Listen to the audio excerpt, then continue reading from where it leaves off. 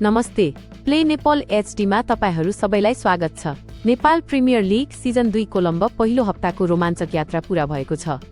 यो सिजन केवल स्टार खेलाडीको नामले मात्र होइन, मैदानमा देखिएको अविश्वसनीय प्रतिस्पर्धा र नयाँ प्रतिभाहरूको उदयले पनि चर्चामा छ। आजको यस विशेष भिडियोमा हामी बिहीबारको खेलमा लुम्बिनी लायन्सले गरेको धमाकेदार सुरुवात, बाश रवि बोपाराको ऐतिहासिक कीर्तिमान आइश र पहिलो हप्ताको टस रणनीतिमा देखिएको अलमलसहित अन्य प्रमुख घटनाहरूको गहिरो विश्लेषण गर्नेछौँ।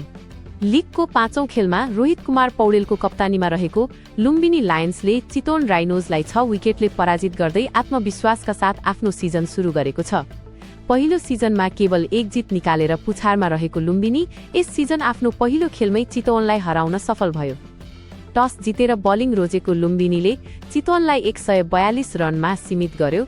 यस जितमा विदेशी खेलाडी गुलबदिन नाइबले मात्र 24 बलमा 44 रनको विस्फोटक इनिङ खेले, जबकि कप्तान रोहित पौडेलले एक छेउ समातेर 39 रनको महत्त्वपूर्ण योगदान दिए।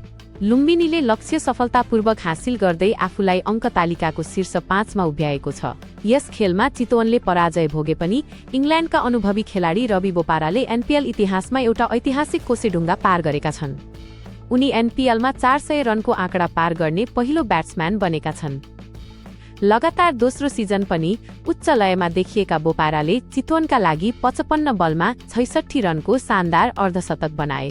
बोपारा बाहेक विराटनगर किङ्सका लागि लोकेश बमले 72 रन तथा कर्णली याक्सका लागि प्रियाङ्क पञ्चालले 90 रनको ठूलो इनिङ खेलेका छन्, जसले ब्याटिङ प्रतिस्पर्धा कति उच्च छ भन्ने देखाउँछ।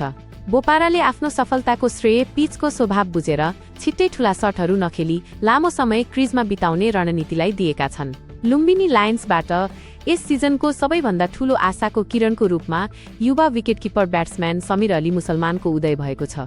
ट्यालेन्ट हन्ट मार्फत टोलीमा आएका समीरले अनुभवी दिलीप नाथलाई पछि पार्दै डेब्यू गरे।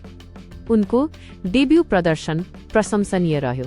तीव्र गतिका बलरको वाइड बललाई डाइभ गरेर बचाउने होस् वा स्पिनर अभिषेक गौतमको बलमा चितवनका ओपनर दीपक बोहरा